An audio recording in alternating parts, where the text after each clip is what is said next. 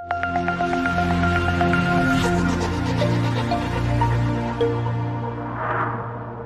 afternoon, everyone. Thank you for joining this webinar on structural steel design using Tekla Structural Designer. So the things that we will be talking about today are the current challenges in building design and the introduction of some of the modern technology like BEAM to tackle these challenges. We will discuss for Tekla as a tool of BEAM and the application of Tekla in real world. We will also discuss about some basic modeling using Tekla Structural Designer. So let's get started on this. So design of a building. The design of a building actually involves a lot of procedure. So let's say we want to design a station building. For this process, we will have a few parties involved, like architect, structural engineers, M&E engineers, and the civil works. So the thing that happens is, the first process is the architect prepares a layout where they will plan the position of platform, they will plan the position of staircase, entrance, and overhead bridge, and all stuff like that. So when the architect prepares a layout, they will share this layout with all other disciplines like civil, structural, M&E, and everyone. So the next step is for other disciplines to develop their layout based on the architectural drawings. So for civil works, what they will do is they will design a road layout, they will do a drainage layout, they will do a retaining wall layout based on architectural layout. So for mechanical and electrical, what they will do is they will prepare the lighting routes, they will do equipment cable routes and all that stuff. And for the structural engineers, what we do is we do the position of columns. We develop a framing plan. Then we will decide our beam positions, and we will design and size our columns and beams and slabs based on the architectural layout. So once all this layout is prepared based on every discipline's their own design, these things are again shared with the architect. So this drawing that is shared with the architect, this whole process is known as coordination. And this is kind of a repetitive process. So this thing goes from architect to other disciplines, then from other disciplines to architect. This will keep going on and on. So what happens is during this process, there will be a lot of revision in the drawings. There will be changes in the drawings. These these drawings have a lot of information, so sometimes the changes might be very minor. Say, for example, the architect changed a position of a door in some room. Now, what happens is sometimes other disciplines, they might overlook this change. So the consequence of this can be quite big. Say the architect changes a door, but the structural engineer didn't notice that minor change. So there might be a column that's clashing with the door, or the electrical engineer might have some fittings clashing with the door. So all these things, when gets overlooked during the design phase, it leads to chaos or clashing in construction stage. This will delay the construction procedure, and delay in construction procedure is it costing money and it's time taking. So to overcome all these issues, construction sector are moving towards digitalization. So the one way to avoid this coordination issue is to work in a shared platform. Shared platform means as a structural engineer, we will do a model and will upload in one platform. The architect will also do a model, they will share in the same platform. So in that case, if any one of us, if any of the disciplines do any changes, all other discipline will be notified that there is a change. So you need to take care of that change. This whole thing is called coordination, and the process of working in this shared platform is known as building information modeling.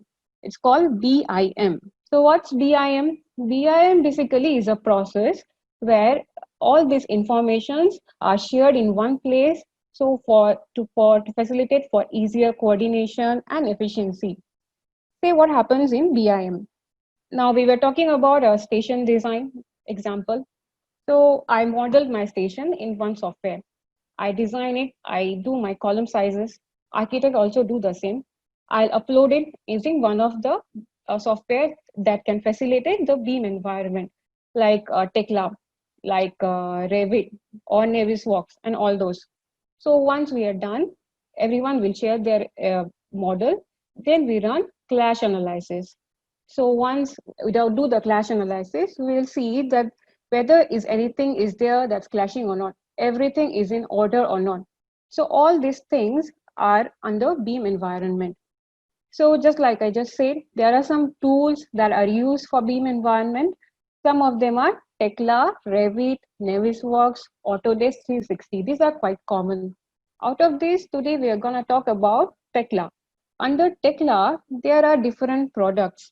Like we have Tekla structures, we have Tekla TEDs, we have Tekla structural designer. So Tekla structure is generally for the modeling purpose. I mean, we can develop a model inside Tekla structures. Say I model a steel building. We can model the connections of the building also. Now, Tekla TEDS is a calculation software. It's like a calculation of beam and column, all 2D kind of calculation can be done under Tekla TEDS. Even the staircase and even small frames also can be designed or analyzed and designed using Tekla TEDS. Next is our topic of discussion, Tekla Structural Designer. So Tekla Structural Designer is one of the software that can be used for modeling in 3D, running an analysis of that model, design of that model, then we can do the report generation, then we can do a drawing generation, and then we can do a beam integration. What's beam integration? Beam integration is I suppose I model my building using Tekla Structural Designer. I run the software, I run the analysis, I get my sizes, I design it, then I can export or import this to some other softwares like Tekla Structure or Revit or Navisworks.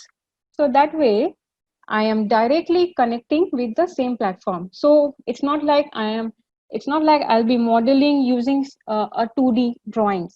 Then any changes in the drawing, I have to go and remodel again. So once I do this in Tekla Structural Designer and export it to some other software, whatever changes that happens in that other software, I can import back to my Tekla Structural Designer. That's the advantage of using this software.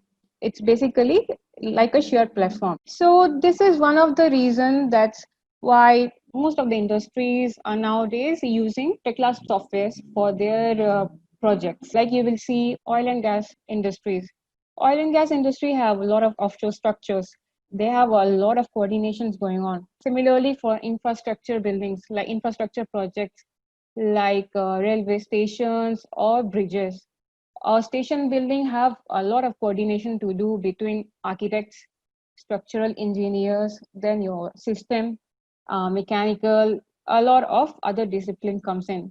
Similarly, it goes for industrial projects and even commercial projects. So all these companies that are working on this kind of projects are moving towards this beam or the Tekla products. So we next let's go into the Tekla Structural Designer. So Tekla Structural Designer is basically, it looks something like this. You see here, so the first one is called toolbar. This one have the option this is the option we go to when we want to start a new project, okay? So basically you want to create a new file, we go to toolbar. We want to save a new file, we want to undo anything, we go to toolbar. Second is this part that we call a ribbon in general terms. So you see ribbon have a lot of options, like under ribbon we can do the model settings. So model settings mean we have to first define what codes are we using, what's the material properties we are using. All those things are under this banner, under this home. Then you have beam integration. Beam integration is the one that we just talked about, where we can export or import drawings or model from other software. Then the next option is model. Model is basically the one that we will use to generate our columns, beams, slab, and any other elements that we are going to we're going to use for modeling. Under modeling also there's a lot of steps that can be done, that needs to be done to get a modeling done.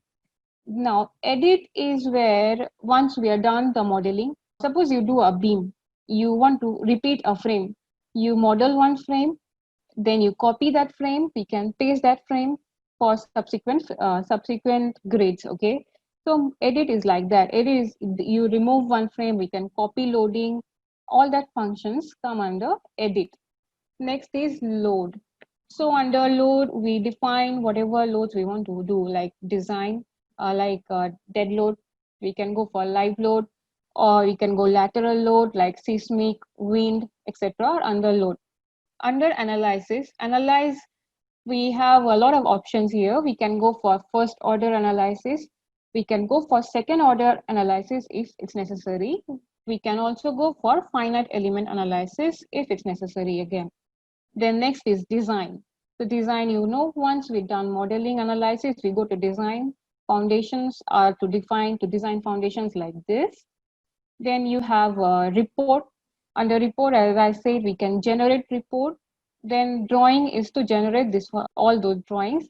So this ribbon is basically all the functions are inside the ribbon. So the next we come here is the project workspace. This area you see the three is called project workspace. What do we have in project workspace is we have all the information of the model, like how many levels you have, what's the model status, what is the design status, what is the loading, all kind of information that we need during this modeling is under project workspace. Next, you see the fourth one as circle. This is we call as scene content.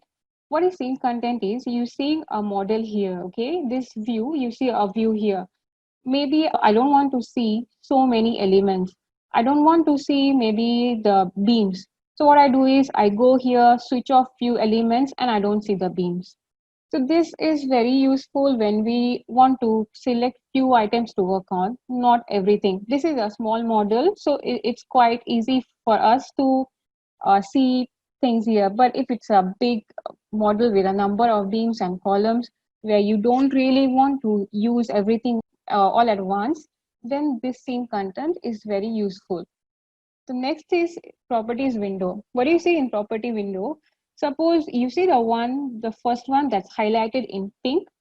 Okay, so once you select this, the property of this frame or member will be indicated here.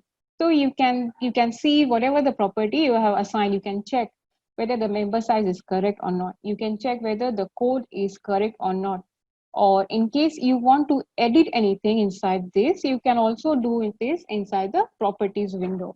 So property window, the next is loading, load list. Okay, so under load list you will see there are two small icons nearby. One is primary load cases and another for the load combinations. So whatever loading we apply here, we can apply from this load list. We can see the value of the loading from this load list. All these are I'm explaining right now is the user interface that you need to know when you do a modeling or a design of a structure inside Tekla Structural Designer. So let's talk about modeling basics. So the modeling in Tekla is done using a 3D modeling. So the first thing we need to do before even we start doing any modeling is setting of your materials and codes. Every building that we do will have certain set of materials that we use. You're not gonna really mix up everything, right? So the first thing is you go and you set the material you're going to use. You have to do the grading of concrete that you're using. You have to set the cover of beams you're using. We have to set the type of codes you're using. You can use Indian Standard Code, you can use Euro Code, you can use British Code. There are a lot of codal options because this will run on the basis of the codes that you select. Once this is done, the next step in the Tekla structural modeling is the grid system. You see here the marking A, B, C, D, E. These are grids. Are everywhere in drawings. Every drawing will always have grids. So it's important for us to model using grids also. Okay, so Tekla Structural use grids for the modeling. How do you do grid? You can import the grid using this beam integration software. We can use the beam integration software and can import the say architectural drawings, or say we already have a set of structural drawing. We just import those drawings here. Once you import those drawings here, you will be able to see the grid spacing. Say A to B is 5 meter. You will be able to see that there are grids shown on this view, showing a view of these grids. Okay. Other way of doing this is we can model the grid by ourselves. Suppose there is no drawing, you are going to do it for the first time. So you can model the grids. There are a number of ways of modeling grids. You can draw one by one. We can draw a parallel grids. All those we can do using the grid system. Next is the construction levels. So every building will have a different level. We'll have a ground floor level, we'll have a first floor level, we have a roof level. So it's very important that you assign those levels first. So under construction levels, what we do is we define the ground floor level. Then we go and give the height of the building. So once you give the height of the building, you have the next level. So this is construction level. So Tekla, this software use construction levels to model. In that way, suppose I want to model a column that's starting from the grid to from the ground to the roof level. So I will just have to define that column while modeling, that this column is going from the ground to the roof level. And this software will automatically takes that level. So it will automatically model the column from ground to roof. And even if a beam is connecting at some point, it will still show the beam. The connection will be proper. Okay. It will break the column at the incoming beam levels. So, okay, so once we set out the grid system, then once we set out the construction level, now we have to do is we have to draw our column, beam, and slab. So what do we do when we do need to do a column, beam, and slab? We have to first select a plan level to draw. We cannot draw in 3D. We can simultaneously see in a 3D view. If you see here option called structure 3D on top, then you have ground floor, then I have frame 3D. These are different views. Okay. So I want to model. What I do is I select one level. I select say ground floor level. So I open the view of ground floor level. Now I have my grids. I have my level. Now I have to put my columns based on our requirements on our drawings. So once you do the columns and beams then we have to arrange the beam. Beam is also easier. So you just go to model again. You choose the option from beam, and we model the beams using all these columns inclined, or whatever you have you can model your secondary beam also. But remember something, whenever we model for column and beam, we have to always ensure the property of these elements even before we start modeling, because you don't want to model using a wrong property. Okay. So once this is done, this model, we have a slab. So you go to the slab option. On inside slab option, you can do a one-way slab. We can do a two-way slab. We can do flat slab also. So you define the type of slab you have, then we model the slab also. So this is done in your ground floor level. Now, if there are options, sometimes in a building, you will see your ground floor and first floor level are quite similar, are exactly similar. So there is an option here where we can define in the setting that your ground floor is your base level, your first floor is just similar as ground floor level. So once we do that, you don't need to really model the first floor again. This will copy all your information from ground floor to your first floor level if it's same. In case it's not same, you have to go and model the first floor level also. Okay. So this is done. Once our geometry is here, now we need to do our load cases. Under the load cases, there are some by default load case, like self-weight of the structure. That's by default. We don't have to assign self-weight separately. Second is dead load cases. So dead load case can be like you say finishes on slab. Okay. So maybe I consider a 50 thick finishing on the slab. What I do, I go and select under dead load. I get that value of the loading and then I apply on my slab or wherever I need. If I need any extra loading on any other portion, I will do that also. We can create a separate load case. So similar for live loading also, you go into this live load into this load case. So how do you do a load? How do you do a loading? You remember here, number 6, we have to go here and select the load cases that we want to apply the loading to. So if we want to go and apply for live loading, we have to select the live load from this drop down list. Okay. So once we do that, we can apply the loading on our plan. So like this, we can do dead load and live load. Now, let me explain a bit about win load cases. So win load, we can do it manually. We can calculate all our using our coefficients, how much UDL you want, all that we calculate first, and then we can apply it on the columns or our beam members or rafter members like that. But here is another option. This is called Win Wizard, where it can automatically generate the win loading for us. What you do under that is we have to give it some parameters based on our codal provisions. Okay, so once we give these parameters based on the codal provision, it will calculate the value. It will give the coefficients and it will apply this loading to your building by by a win wizard system. It means automated win loading. Okay, so you don't have to go and manually apply the win load. Similar goes for seismic also. Seismic also, we can do it manually, or there's an option where we can put the parameters and Tekla will calculate all those values and will generate the seismic loading for us.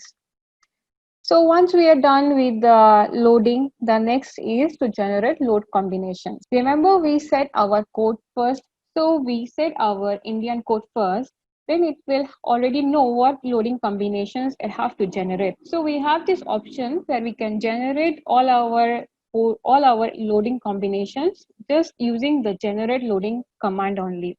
In case we want to maybe say add few more loading combinations that's out of the code that you want to add additionally, so that one also can be done. We can do that manually. This is the basic modeling process. Once you're done with all these steps, the next one is model validation. What is model validation? Model validation is basically checking your model. Okay, when we do the modeling, we might end up having some error, like your beam may not actually intersect in center line. It might just go eccentric somewhere, or some beams are not really connected, some columns are not halfway, it didn't go to the ground floor. To check all these parameters, we have something called model validation. So once we run the model validation under this home option, you see the home option. If you go to home and we run a model validation, it will give a set of warnings inside this project workspace. You see these yellow marks? This means that it's showing some warning or error in your project workspace. Okay, so we have to go in here and select one by one and see what are the errors and how to remove those errors before we go to analysis and design process. This is to minimize your design or modeling error in your process. Okay, so the model validation is a very important step. So once we done the modeling, next we go to analysis and design.